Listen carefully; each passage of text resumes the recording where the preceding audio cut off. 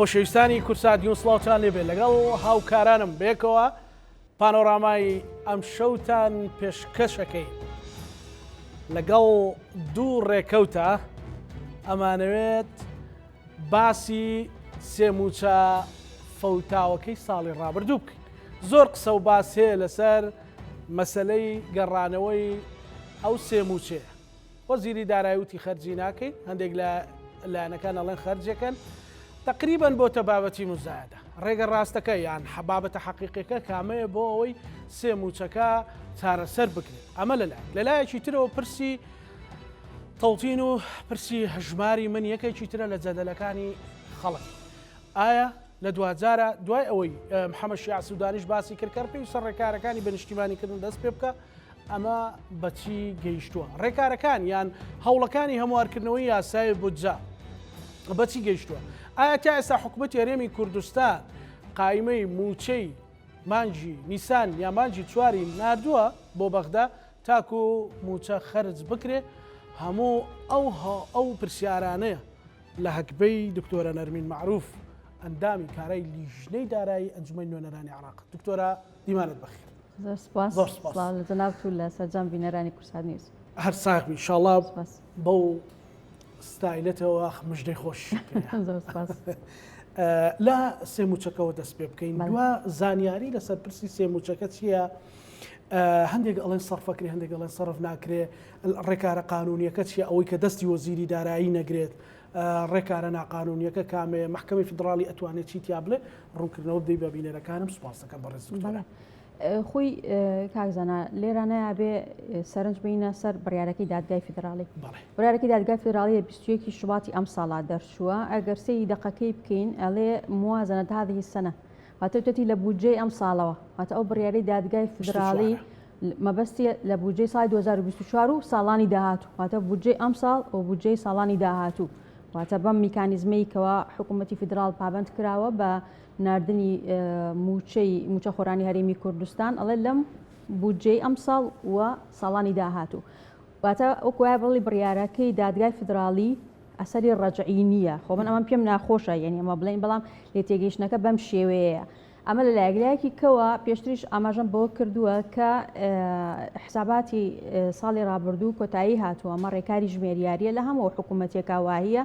لە هەرێمی کوردستانیشە بە هەمان شێوەیە لە هەموو دنیاە. لە سیوەکی دوانزەی ساڵەکە حسابات تەواو بێ ئەگەر هاتوو سەنەی مالی لە یەک بۆ سیوەکی دوانزە بێ. لەبەرەوە بودجەی ساڵی 2023 کۆتایی هاتووە. ئەم سێ موچەیەش لە زمنی بودجەی ساڵی ڕابردووە کە نەدراوە و لەبەرەوەی کە موچە لە زمنی خەرجیەکانی و کە پێوترێت جاریە یاخود تەشغیلیە، لەبەرەوە بڵین وەکو بودجەی وەبەرهێنان نییە کە لە موازنە استیسماری مەڵین بەردەوام بێ لە سێ ساڵەکەیە. بۆیە ئەم خەرجیە پێم وان نییە لە ڕووی ژمێریاری و داراییەوە حکوومەتی فیدراڵ ناچێتە ژێرباری، وەکوتم لە ڕووی ڕێکاری ژمێریاری و کۆتایی پێ هاتووە و بڕیارەکەی دادگای فیدراڵیش بە ئەسەری ڕەجعی باسی نەکردووە. تەنانەت ینی وەیکەوە لە سەرزاری با بڵێن دادوەرەکانی دادگای فیدراڵیشەوە بڵاوبۆتەوەیەکەوە ئەوانیش تەداخلی ئەم پرسیان نەکردویان یان نایکەن بە کاری دادگاکەی نازانن. ماوەتۆ سەرەوەیکەوە ئەگەر پاکتاوی دارایی لە نێوان هەرێم و لە نێوان بەغدایە بکرێت لە حساباتی ختامی ساڵی ڕابردووە بە ڕێژەی 12.67 گەر ئێمە شتێکمان بکەوێت بتوانرێت ئەو پارەی لێ بدرێت. کاتی خۆشی ئەمە لە کاتی خۆیان من چەند جارێک باسم کرد کە پاکتاوی دارایی هێشتا نەکراوە لە نێوان هەرێم و بەغدایە. ڕاستە لە مادەی 12 یاساکەیە هاتووە کە پێویستە پاکتاوی دارایی بکرێت لە نێوان هەرێم و بەغدا لە 2004 تا 2022 و 2023 شێتوانی بڵین ئەچێتە سەر لەو پاکتاوە داراییە ئەگەر شتێک بەر هەرێمی کوردستان بکەوێ لە کۆی خەرجیە فعلیەکان ئەو حساب کراوە. تەسەورەکەی مەسەلەن قەرزدار ببینەوە یان بەڕاستی ینی شتێکمانەکەوێ شتێک لەو پارێ زیاد بێت و بەڵکو یەک خاڵ هەیە لێراناوی ژەوەیەکەوە جەنابتان ئەزانن ساڵی پار بودجە لە مانگی 6 پەسەند کراوە، لە کەل مانگی 6 پەسەند کرا هەتا تقریبا نزیکی کۆتایی ساڵ بودجەی وەبەرهێنان هیچی لێ خەرج نەکرا بە تایبەتی ئەو فترەی کەوا پێش هەڵبژاردننی ئەنجومەنی پارێزگاکان بوو لەبەرەوەی کە هەر بڕیارێکیش دەرچووکەوە ئەو پارانە خەرج نەکرێ بووی بەکار نەهێنرێ بۆ مەسەلەی هەڵمەتی بانگەشە لایەن پارێزگاکانەوە لەبەرەوە بودجەی استثماری خەرج نەکرامە وای کرد تەنها بودجەی جاری یا تەشغیلی خەرج بکرێت لەبەرەوە لە کۆی ئەو پارەی کە خەرج کرا بوو متفاقی فعلی پشت یاریمی کوردستان کەم بوو بەڵام لە کۆتاییەکانی ساڵە بودجەی استثماری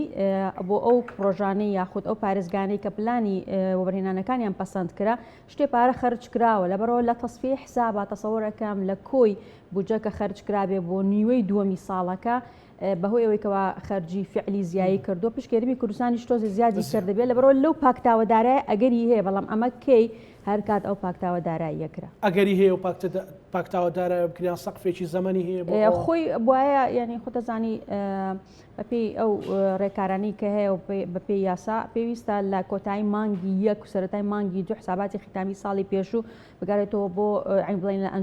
لە بڵێ وەزارەتی دارایی ئامادەکرابێ بچێتە دیوانی چاودێری دارایی بەڵام لە عێراق ئەمە ساڵانێکە پێشێلی ئەم بنەمایە ئەکرێ ئێستاشی لەسەر بێ کۆتا حساباتی ختامی کە پەسەند کرابێ لە عێراقا هینی ساڵی 2011 ینی ساڵانێکی زۆر حساباتی ختامی ینی پەسەند نەکراوە لە پەرلەمان تەنها بەیانێک ئامادەکراوە لەسەر کۆی داهات و خەرجەکان بەڵام نەبووتەوەی کەوەکو حساباتی ختامی لە پەرلەمانە بە یاسایەک پەسەند بکرێ بۆیە لە عێراق خۆشی ئەم مەسەلەی پاکتاوەداراییە نەدواکەوتۆ بێگومانەوەی هەرێمی کوردستانی شەرماوەتەوە لە 2004 تا 2022 ئەو پاکتاوە هەر نەکراوە وتیان کە لیژنەی دارایی عراقی وەزارەتی دارایی عراقی هاتووە و تەدقیقی شتەکانی کردو و ئامادەین بۆ پاکتاو ئەمە هیچ ئەمە پرۆسەیەکە زۆری پێچێ ئەمە پێم وانییە لە ساڵێکا کۆتایی پێبێنرێ ئەو پاکتاوی ساڵانێکی زۆرە ئەو پاکتاوی 23 تەسەوڕەکەی لەو بەیانەیە مەسەلەن شتێکی وەها جێگەی هێشتا بۆی منە هاتووەکو ئەنجومەی نوێنەران و لیژنەی دارایی ئەو بەیانە ختامی بۆی منە ئەگەر کەسێک هەبێ وەکو باسی لێوەکەن کە مەسلەی ئەو سێموچەیە بباتە بەردەم محکەمی فیدراڵی پێم وانی هەر خۆی دادگای فیدراڵی توێتی ئەمە لە اختصاصی ئێمە نییە ڕەت کراوەتەوە بەڵێ ئێوە خات و تەیفیش ناینێرێوانی بەڵێ ئەمە خۆی ئەمە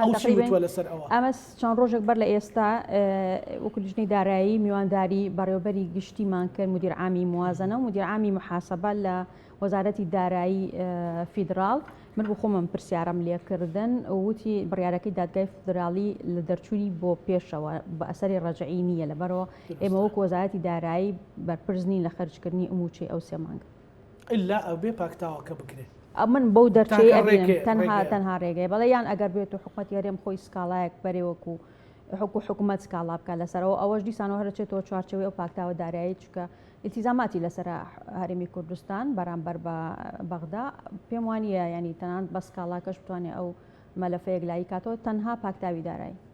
باشە دکتۆرە کەی دەست بە دابشکردنی موچەی مانگی نیسانی عراقەکرێت چاوەڕوان نەکرێت لەم هەفتەیە لەبەرەوەی کە شاندی حکوومەتی فیدراڵ ئەمڕۆ گەڕاونەتەوە بۆ عێراق چاوەڕوان نەکرێت لەم هەفتەیە لەگەڵ موچەی وەزارە و دامدەزگاکانی حکوومەتی فیدراڵە موچەی مانگی ئەوەی خەبەرت هەبێت لیستی هەرێم نێردراوە وڵی ئەوە ئیشی وەزارەتی دارایی و ئابووری هەرێمی کوردستانە من ناتوانمەوە پشڕاستکەمەوە دوای ئەبێ خۆیان ئەوە ئەعلام بکەن کە نردویانیان نیان نردووە بەڵام ینی خەبەرێک نییە لە عراقەوە لە بەغداوە نەخێر تا ئێساوەمان نەبیستوەکەوای هەرێمی کوردستان گەشت زۆر باشە هیچ گرفتێکیە بێ خەڵک چکە پێم وانیە نەخێر پێم وانیە لەبەرەوەی کە هاوشێوەی دوو مانگی ڕابردوو کە موچە نێردراوە بە لیست واتە بە قائیمە موچە دابەشەکرێت تا ئەو کاتێکەوە پرۆسەی بەبانکردنەکە سەرپێخرێت و تەواوەکرێت نردنی موچە بەشەیە کاش بەردەوامە بێت بەکۆی قایمەکە یان بە تەکمیلە ئەنێردێ مثلا 680 و 700 خۆی بەڵێ بە چەند گوژمێک هەمووی ئەنێردێ ئەوەی کە زانیاری بەڵێ هەر هەموو ئەوەی کەوا چۆن مانگی پێشوو هەمووی نێردرا دوومانکەی ڕابردوو بەڵام بە چەند گوژمەیەک ئاواتە موچە خۆران ینی ئەکرێ بە چەند توێژێکەوە فەرمانبەرانمان هەیە تۆڕی چاودێری کۆمەڵایەتیمان هەیە خاننشینانمان هەیە بەڵێ هێز ئەمنیەکانمان هەیە بە چەند گوژمەیەک پارەکەیە بەڵام تەواوی پارەی هەموو موچە خۆرانە نێردرێت ینی تەسەوڕەکرێ ئەم جاریان لە موچەی مانگی نیسان لە کاتی خۆ ئەمە لە کاتی دوومانگی ڕابردووشە دواکەوتنەکە پەیوەندی بە عێراقەوە نەبوو بە ئەمە حەقیقەتە یعنی ئێمە باشم بیرە لەگەڵ دەرچوونی بڕیاری دادگای فدراڵی بەڕێز وەزیری دارایی پەیوەندی بە منەوە کرد و داوای کردکەوە هاوکاری بین لەوەی کەوا زوو لیستی موچە خۆرانی هەرێمی کوردستانی بۆ بنێرین تاوەکو بڕیاری دادگای فدراڵی جێبەجێ بکرد و موچەکە بنێردرێت هێشتا توانم بڵێم لە بیستەکانی مانگی شوباتا بووین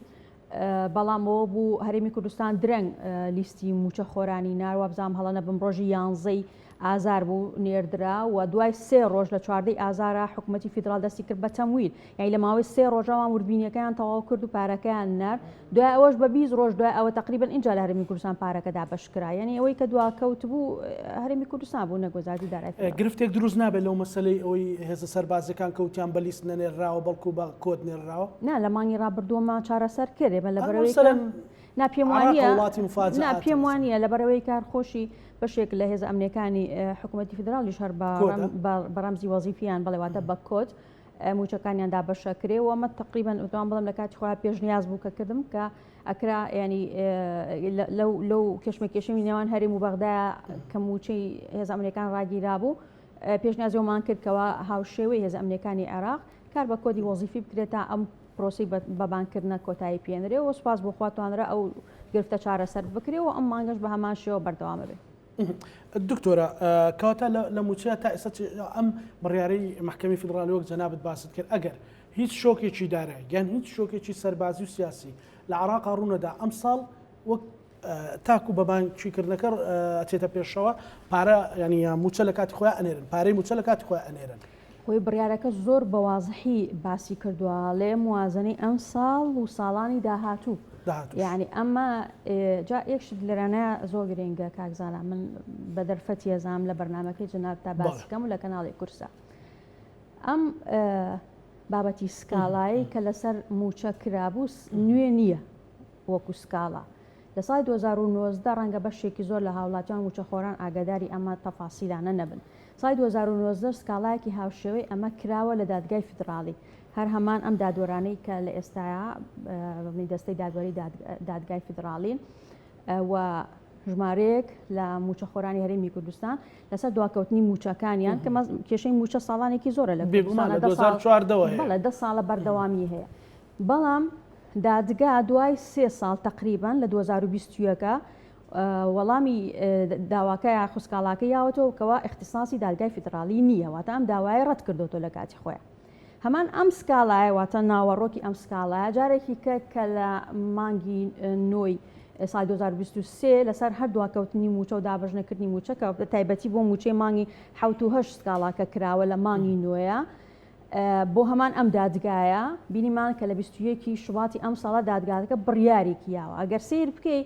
وەکو سکاڵا هەمان سکاڵایە ڕاستە کەسەکان جیاوازن کە سکاڵاکەیان کردو بەڵام ببینی موقفی دادگا جیاوازە ئەمە گرنگە پرسیار بکەی بۆچی دادگا لە 2020 ئەم داوای ڕەت کردوتەوە و ئێستا بۆچی ئەم بڕیارەمە گرنگە ڕەنگە ئێمە ڕۆژنامە نووسی وتکاریەمان لا نەبێت پرسیاری لەبارەی بێگومان جەناب تەزانیت کە دادگا بەبێ یاسایەک بۆ هیچ شتێک بڕیارێک نایە تەنانەت لە تاوانێکە لە هەر شتێکیشە ئەبێ مادەیەکی یاسایی هەبێت تاوەکو تاوانبارەکی پێ حکم بە. لەبەرەوە لە 2020ەکە ساڵی 2021 بودجە هەبووە لە بودجەی فیدرالی هەبووە و چەند مادەیەکیشی تیا باسی پشکی هەرێمی کوردستانەکە و پابندیەکانی سەر هەرێمی کوردستانیش بەشێکی زۆری ئەوەی کە لە 2021 لە ناو بودجەیە هەبووە هەر ئەمەیە کە ئێستا لە 2023 دووبارە بۆتەوانێت تەنها بڕەکەی ڕەنگە بڕی نەوتەکە لە 450,000 بەرمیلە لێران 400,000 بەرمیلە هەندێک گۆڕانکاری ئەنا تقریبا ئیلتیزاماتەکان وەکو خۆیەتی بەڵام ئەوەی کە فەرقی کردو یاخود دادگاوای کردو ئیستینادی بکاتە سەر لەم بڕیارەیە لەم سکاڵایە و بۆتە بڕیارێک لە بەرژەوەندی موچەخۆرانی هەرێمی کوردستان ئەوەیە کە اعتیمادی کردوتە سەر یعنی کۆمەڵێک خاڵی نووسیوە لە خاڵی شەشی بڕیارەکە ئەگەر هەر کەسێک بێتوانێت بچێتە سەر وێبسایت و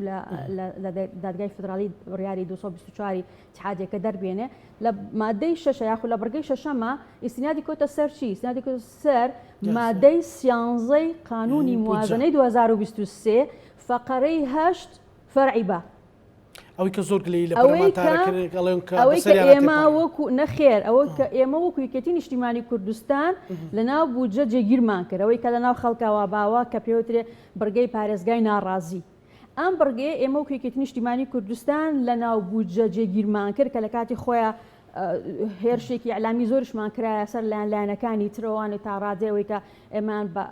بە خائین و بە تەخوین و بە کۆمەڵێک تۆمەتبارە کرد کەمە لە دژی بەرژەوەندی هەرێمی کوردستان و مەترسێ بۆ سەر قواری هەرێمی کوردستان ئەگەر دیقەت بێ جەنابەت یا هەر کەسێکی کە بچێتەوە سەر بڕیارەکەی دادگای فیدرالی ئیستینادی کۆتە سەر مادەی 11 فەقەرەی 8 فرع با كإلزامي رئيس وزراء حكومة عراقي كردوا بصرف مستحقات رواتب ومستحقات استثماري بۆ هەرێمی کوردستان. يعني ئەوە بۆ بەپاڵپش بۆ بڕیارەکەی محکەمەی فدراڵی بنەمای بڕیارەکەی دادگای فدراڵی ئەو بڕگەیەک هەیەکەتی نیشتیمانی کوردستان لە ناو بودجە جێگیری کردووە. خۆ ئەگەر بێت و ئەم بڕگە یاساییە نەبووە لە ناو قانونی موازنە کە ئیلزامی ڕئیس وزرای عێراقەکە بە سەرفی ڕەواتب دادگا ئەگەریەوە بووکەوە هاوشێوەی ساڵی 2021 دیسانەوە ئەم داوایە ڕەت کردایەتەوە چونکە هیچ بنەمایەک نییە لە یاساکەیە کە خۆی ئەبێ پشت بە یاسا پەستی دادگای فدراڵی خۆ لە خۆ بڕیار نادا. بەڵێ کەواتە ئەمە ئەمانگەێنێتەوەی کەوا ئەساسی بڕیارەکەی دادگای فدراڵی سوپاس بۆخوا ئەو بڕگەیە کە ئێمە وەکوێکەتی نیشتیمانی کوردستان ساڵی پار توانیمان لە ناو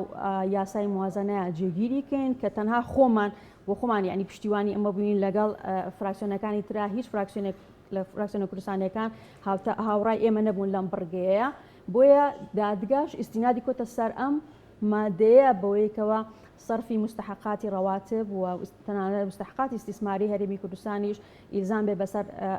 بەڕێز وەزیری سەرۆکوەزیرانی عێراقەوە. بۆیە ئەمە ڕەنگە شاراوە بێ لای زۆرێک لە هاوڵاتیان و ئەمە ئەم ڕاستیە نەزانن کە ئەساسی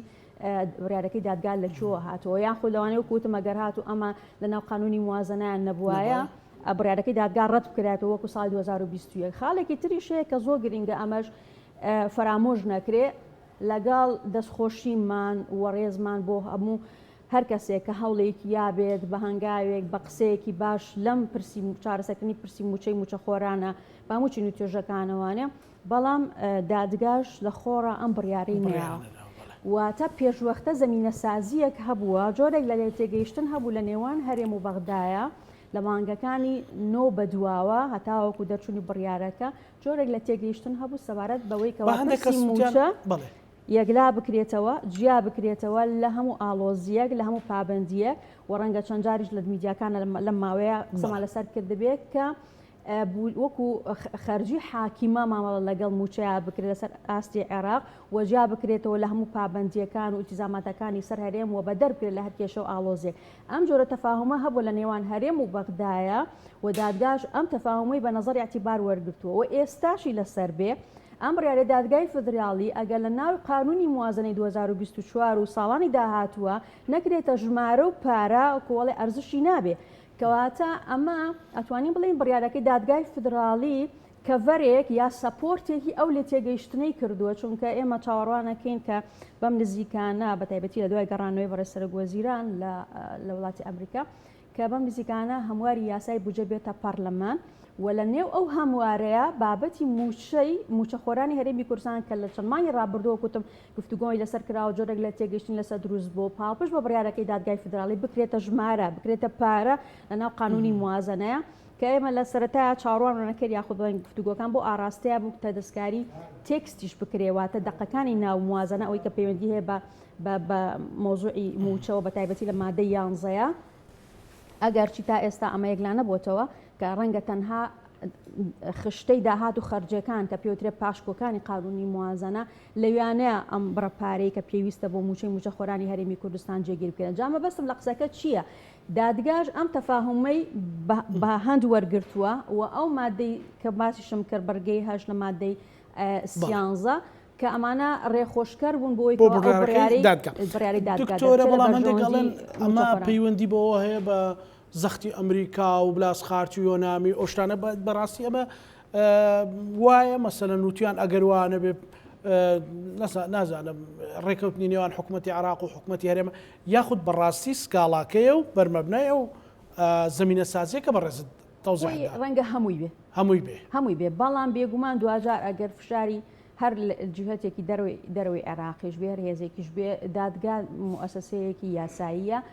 بەبێ بوونی بنەما ناتوانێت بڕیارێت دەرگاوەکو وتم ئەگەڕێنەوە سەرەوەیکەوە خۆ هەمان ئەو سکاڵا لە 2020 بۆ ڕەتکراوەتەوە لە بەرەوەی کە لە قانونی موازنەی 2020 هیچ ئیلزامێک نییە لەسەر سەرۆکوەزیرانی عێراق یاخود بەڕێز وەزیری دارایی عێراق کامێکیان کە پابندی کا بەناردنی موچە بەڵام لە قانونی موازنەی ساڵی 2023 ئەم ئیلزامەی تایە بۆیە دادگاش ئەگەر گریمان فشارێکیش هەبوو بۆیە ئەگەر بەبێ بوونی بنەمایەکی یاسایی نەیەتوانی ئەو بڕیارێت دەرکەوت. زۆر باشە بینە سەر چیرۆکێکی تر کە وڵاتیان یاریمی کوردستان زۆر گفتوگۆی لەبارەوە کرد مەسەلەی تەوتینیان هەژماری من ئەمە کامیان ئەبێتە بەرمەبناوە دوێنێ نووسراوێکی وەزیری دارایی عراقی بۆ مەمەسیلی حکومەتی هەرێم مەمەسیلی حکومەتی هەرێم بڵاوکرایەوە کە داواکە بێ لە سێ بانقە و زائیدەن منافیزەکان ئەوانەی کە لە شار و شارۆچکەکان هەیە لەو ڕێگەیەوە توانین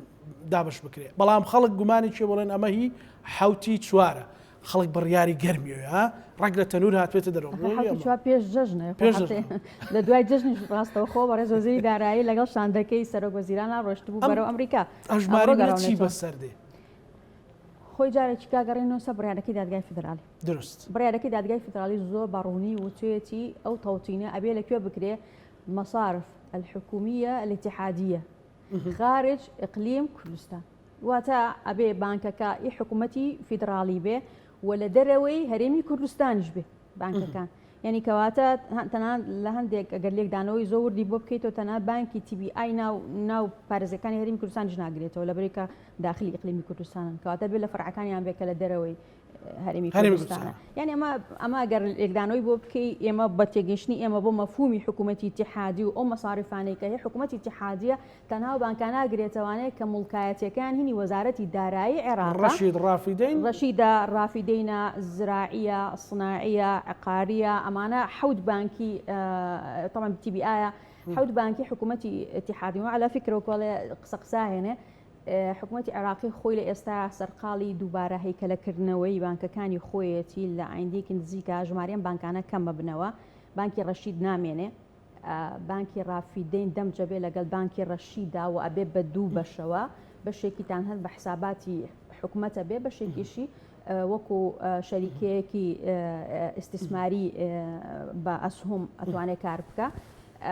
بانکی عقاری نامێنێ دەمجەبێ لەگەڵ سندوقی ئیسکانە مەصرفی زراعی تەعاونی نامێنێ تێکەڵە بێتەوە بە بانکی صناعی بەبەسمی عێراق خۆشی ئێستا خزەرقاڵی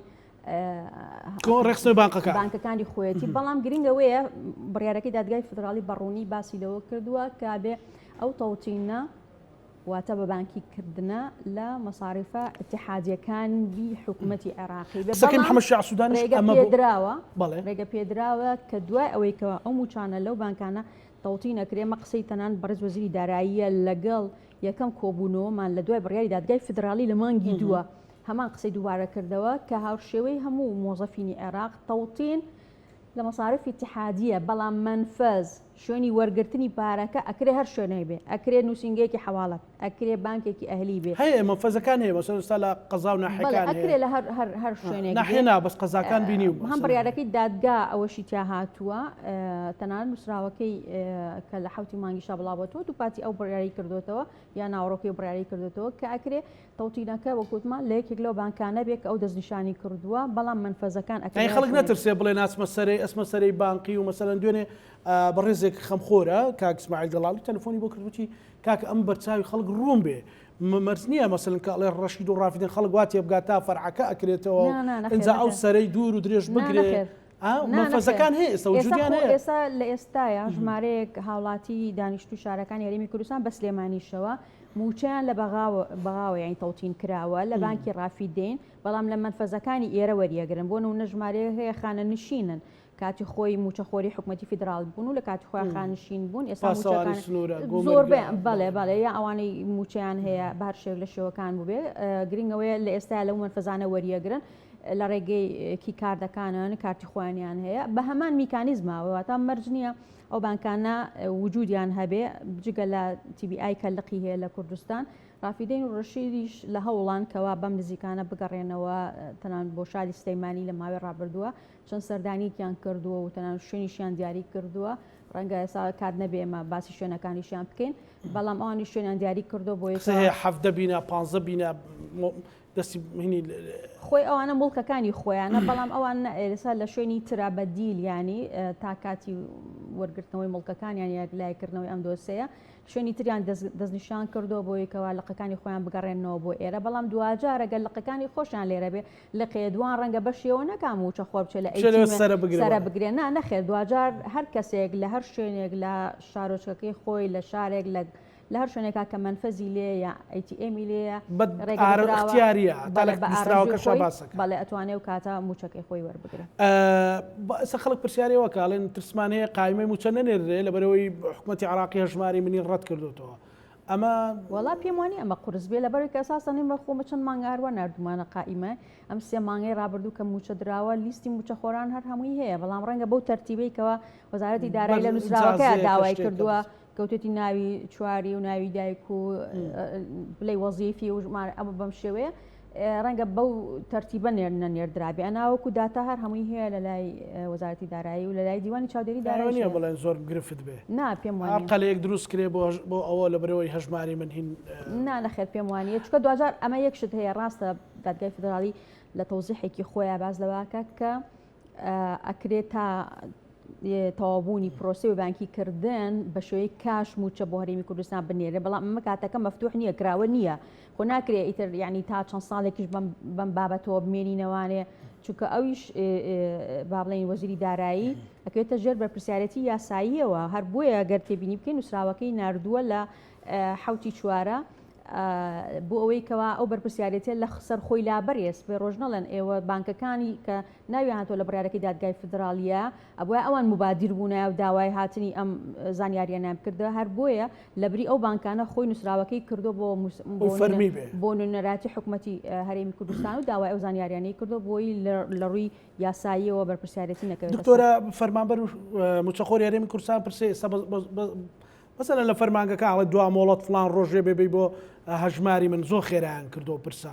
پێت وایە لە هیچ کاتێک کاتێکی ببێتەوە دوای بڕیارەکەی محکمەی فدرالی و دوای نووسراوەکەی وەزیری دارایی پێم وابێ ئەوە لەوانێت توانێت سوادی لێ بکرێ لەو لە دابشکردنەکە دوای ئەوەی کەوا تەوتینەکە تەواوە بێ وەکو کوتمەکو قەنەواتی تەوتین نابێ وەکو قەنەواتی تەوزیع وەکو ناوەندی دابشکردنەکانی ئێرش بگرێتەوە بانقەبازەکانی وەکو منفەز وەکو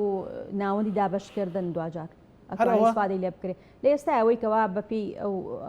پێت وایە وەکو زۆر بە بۆی خەڵک لێمان تێبگات هیچ داشکان نەکێکرێ بۆ هەرێمی کوردستان کە بڵێ دەقەیچەکە بە هەژماری من بێ پارەکەتان بۆ ئەنێرین بۆکوتم پێم وانی بڕیاری دادگای فدرالی ینی چکە بات و ملزیمە تەویلی تری بۆ بکرێ بەڕاستی ترەوە کۆتۆتۆسە دوجارە هیچ داوای کراوە تەفسیری تر بدا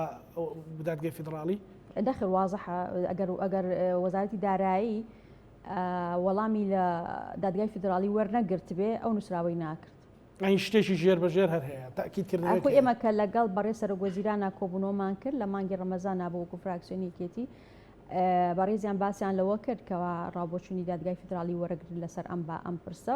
بە دەلیلەوەی کەوا کە نووسراوەکە کراوە لە حوتی چوار مانایە بێ لە دادگای فدرالیەوە ئەو وەڵامیان پێگەشت بێتەوە کە وازەحە بڕیارەکە خۆی بە هەر کەسێکیش سادەترین کەس سەیری بڕیارەکە بکە یعنی سادەترین کەس کە لە بابلین لە زمانی عەربی تێبگا وازەحە بەلایەوە کە نووسراوە مصارف الحكومية الاتحادية يعني ديارة كمبز لكوان بانكاني يعني نووسراوەکە کە حوتی چوارە درەنگ نییە بڵێم شتی تری بەسەر هات بێ و بڕیارێ الغام خۆی نۆی مانگ جژن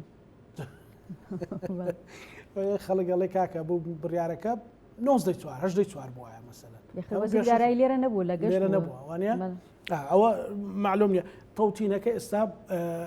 زۆری ئەوێ وەکو دووبارە بە دوواداچوونتان بۆ کرد بێت مثلا بەڕاستی هەندێک ئەوە بابەتی ئەوانەی کە داوای کردووە گەربینێ بابەتێکی تەکنیکیە ڕەنگە من ینی پسپۆری نییە لە بواریەوەیکەوە لە ڕووی تەکنیکیەوە ئەم بابەتە شەلێکی پێچێ بەڵام ئەو هەر لە کۆبوونەوەی تراکە کردومانە لەگەڵ وەزیری داراییە و توێتی کە کۆمپانیا هەیە ئامادەیان دەربڕیەوە لە 15 ڕۆژە هەموو ئەو با بڵێن پرۆسێ توان تەواو بکەن لەبەرەوە پێم وانێ کاتی زۆر بوێ گەرنیەتێکی جددی هەبێ بۆ ئەوی کەوا کارەکە بکرێت کاتەوە ئیسرارکردنە لە مەسەلەی هەژماری من ئیسفادەیەکی نابێ تا ئێستا بە پێی قەرارەکەی یەکشت هەیە وەکوتم ئەماکەوێتەوە سەر نێوان هەرێم و بەغدا ئەگەر بیانێ بەشێک لە شێکی کە سوود لەم هەژمارە وەربگرن چکە ژمارە و بانکانی کە بەشدار بوون تایە بەپی لقەکانیان ڕەنگە ژمارەیان باش بێت لە ئێستاەوە بۆ ئۆفرانش کە لە هەژمارەکەی هەیە بەوەیکەوە ئەوەندە نازم 1000 ATM شتێکی واحیدا ئەندرێ ڕەنگە ئەگەر بێت و بەکار بهێنرێت ئەو ئۆفرانە لە وەکو قەنەواتی تەوزیع لە کوردستانە کار ئاسانیە بکات لەوەی کەوا زووتر موچەخۆی بتوانێت موچەکەی خۆی ڕابکێشە لە ATM-ەکانە بەڵام بە هەر بە کارتی عراقی بانقەکانی حکوومەتی عراقی ئەوە ناڵم ئەو کە تۆ سەر ئەو کۆمپانیایی کەوا کارتە دەرەهێنێت چکە خۆ بانکی ڕافیدین خۆی کارتەکەی نییە دەرنیە بەڵکو کۆمپانیایکی کارت هەیە بەوابێ ئەشتار نەزم کۆمەڵیا هەیە بەڵێ کۆمەڵی کۆمپانیا هەیە کاوکارەکان ئیترەوە کەوتۆتە سەرەوەیکەوە بۆ موچە خۆرانی هەرێمی کوردستان عقد لەگەڵ کۆمپانیایەکە یاخۆ لە چەند کۆمپانیان دەوری مەنافیزەکانە بینن بەڵێ باشە دکتۆرە ڕێگە ڕاستەکە بۆ مەقەزینەتەوەی کامەیە مثلەن خەڵک ئەکسەریەتی ئیسرارەکە لە سەرۆی موچەکەی لە بانقەکانی حکوومەتی فدراڵا بێ لەبەرەوەی پێی وایە ئەمینترە بەداخەوە ینی من ئەو بەداخەوە لەبەرەوەی متمانەی نییە بە حکوومەتی هەرێمی کوردستان تا ئەم دقەیە مەگەر لە دوای انتخاباتەوە تر حکوومەتێک بێ کە بەڵێن بدا و متمانە بۆ خەڵک بجێڕێتەوە بەڕاستی ئەجینا مەسەلەن بەڵام لە ڕووی قەزینەتەوەیەوە موچەی خەڵک لای بەغدا بەیان نای هەرێم بێ خۆی ئەم بابەتە با بەدەریکەین لە مەسەلەی نەتەوایەتی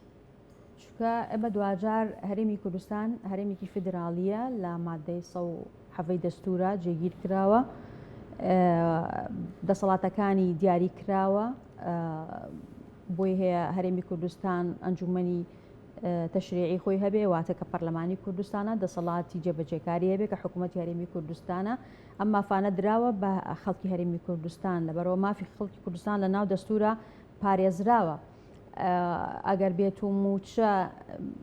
لە بانکێکی سەر بە حکوومەتی فیدراڵی جێگیر بکرێ پێم وانێ بە هەڕەشەیەک بێت لەسەر هەرێمی کوردستان و با بڵین کەیسی نەتەوایەتی ئێمە چکە دوجار ئێمە میوان نین لە وڵاتە ئەمە خاوەن حەقین لە وڵاتەوە بەشێکین لە عێراقوە وە کورد لە دوای ڕوخانی ڕژێمەوە تا ئێستاش پێکهاتێکی سەرەکی هەموو حکوومەتێک لە دوایەکان بووە لە عێراقا لەبەرەوە ینی ئەگەر بێت و موچە خۆر موچەکەی لە بانکێکی اتحادی تەوتین بکرێ ینی بۆ ئەبێت تەنها ئەمە مەترسی بێت لەسەر پێم وانە بەرەی خۆڕاگری بردیەوە و پێش لە خیتابی جژنیاڵێ بەرەی خۆڕاگری بردیەوە بەرە ینی نازانم خەڵک چاواشەکردن بەوەی کە تۆ موچەکەت لەسەر بەغدا دووپاتێکە مەڵم هەرێمی کوردستان هەرێمی تاوانێکی نێتەوەی ساڵی پارێژەمەکە و مادێمان لەناو کوتم لەناو مادەی بودجەکە جێگیر کرد لە مادەی ئیسیانزەیە هەمان ئەم قسانەمان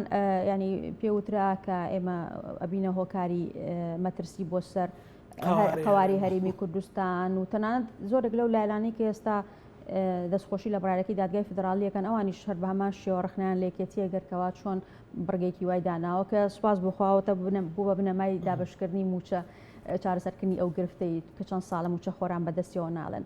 بۆ ئێڵم جارێکی کە هەرێمی کوردستان قەوارەیەکی پارێزراوە تەنانەت لە ناو دەستورە هاتووە کە چۆن ئەگەر بتەوێ هەرێم هەڵبۆشێنیتەوە ڕێکارەکانی هەڵوەشانەوەی ئەو هەرێمە ئەوەندە زەحمەتە مەگەر شتێک نەمێنێ بە ناوی دەوڵەتی عێراقەوە اینجا هەرێمی کوردستانیش نامێنێ لەبەرەوە ئەوەندە ڕێکارەکانی هەڵوەشانەوەی لە مادەی 126ەکە باس کراوە زۆر قورسە ینی کە ئەوە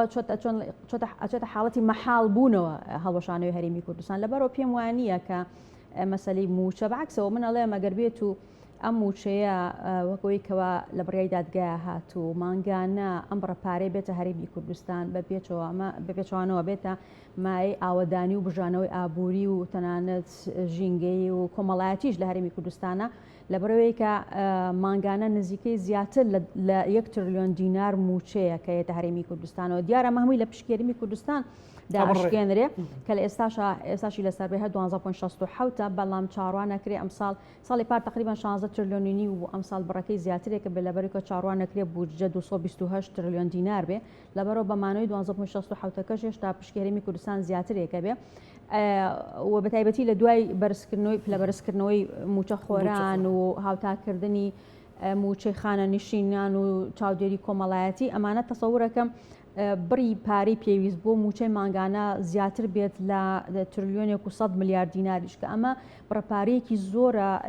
یعنی توانای بڵێن لە ساڵەکان نزیکی 13 تریلیۆن دینارە کە تقریبا بێتە هەرێمی کوردستانەوە کە ئەمە بۆ کەسانێکیش کە موچە خۆر نەبن سوودی هەیە چونکە ئەمە بازارە بژێنێتەوە دەساودەست و بزاوتی پارە لە کوردستانە تەشجیعی مستەسمرینەکارکەوە بۆ بەرهێنانی خۆیان بکەن جۆرێک لە بژانەوە ڕۆکاتارێمی کوردستان بە پێچوانەوەمانە هەمووی ئەبنە بنەمای سەقامگیری ئابووری ئاشتەوایی کۆمەڵایەتی ئەمانە هەمووی پاڵپشتێکی زیاترە بن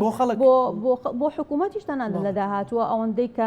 سەرقاڵ بێ بە دابینکردنی موچەوە ئەپەرژێتە سەر پرۆژەکان و سەر ئاوەدانکردنەوەی کوردستان. دکتۆرە مەسەلەی ئەوەی کە پلە بەرزکردنەوەکان بەلایەک دامەزراندنی گرێ بەڕە فەرمیکردنی گرێبەست و ئەوانەی تر لە حکوومەتی عراقی هیچ کێشەیەکی هەیە بەڵسانی وانە بێژ گرێبەستەکان ئەوانی کە هەیە بەڵێ بڕیارەکەی دادگا سەرباری ئەوەی کە حکوومەتی ئیلزام کردو بە دابشکردنی موچە باسی لە هاوتاکردنیش کردووە هاوتاکردن بەکێواتە موچە خۆرانی هەرێمی کوردستان لە هەر توێژەکەن بە ئەقرانی ئەوان لە باڵێن شارەکانی تری عێراق یاخود حکوومەتی فیدراڵی بۆیە چاڕوان نەکرێت هەم پلە بەرزکردنەوە دەست پێ بکاتەوە و هاوتا بکرێت تەنانەت قانونی با بڵێن تعدیلی میلاک لە دوای ئەوەی کەوا لە عێراق پەسەند دەکرێت چاڕوان نەکرێت لە هەرێمی کوردستانی جێبەجێ بکرێت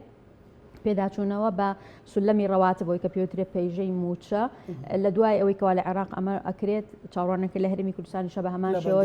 باڵێ جێبەجێ بکرێت هاوتاکردنی موچەی خانشینان کە لە کۆتایی ساڵی 2022 ئەساساً بڕیارێک دەرچۆ لە دادگای فیدراڵی کە پێویستە حکوومەتی هەرێمی یاسای خانشینی یەکگرتو و جێبەجێ بکە واتە یاسای ژمارەنەوەی ساڵی 2014 جێبەجێ بکە کە بەداخۆ تا ئێستاش حکوومەتی هەرێم ئەم بڕیاری جێبەجێ نەکردووە بەڵام چاوەڕوان نەکرێت لە دوای ئەم بڕیاری دادگای فیدراڵیەوە ئەمەش دیسانەوە ئیشی لەسەر بکرێت و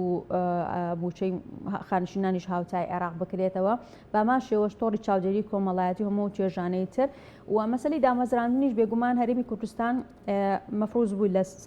لە ساڵانی ڕابردووشە بودجەی خۆی هەبێ مەسەلەی با بڵێن دەرەجاتی وەزیفی و تەخسیساتی مالی هەموو حکوومەتێک پێویستە لە بودجەکەی خۆیان دەستنیشانی بکات بەڵام ئەوە تەمە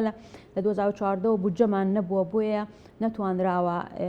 ئەم پرۆسەیە سەر پێ بخرێت بەڵام بۆ لە مەوجووە لەناو چوارچێوەی بودجێ حکوومەتی فیدراڵی تا و کاتێکەوە هەرێمی کوردستان خۆی ئینتیخاباتەکات و حکوومەتێکی نوێ پێگەهێنێت و بودجێ ئەبێ لە پەرلەمان پەسەند دەکرێت ئەکرێت لە ناو پشکی با بڵێن ناو بودجەی حکوومەتی فیدراڵا پشکی هەرێمی کوردستانی ساڵ بە 12.67 لە تاعینات لە وەزائف دیاری بکرێت بۆ ئەوەی کەوا دەرچوەکانی ئێمە خاوەن بۆ ڕۆنامەکان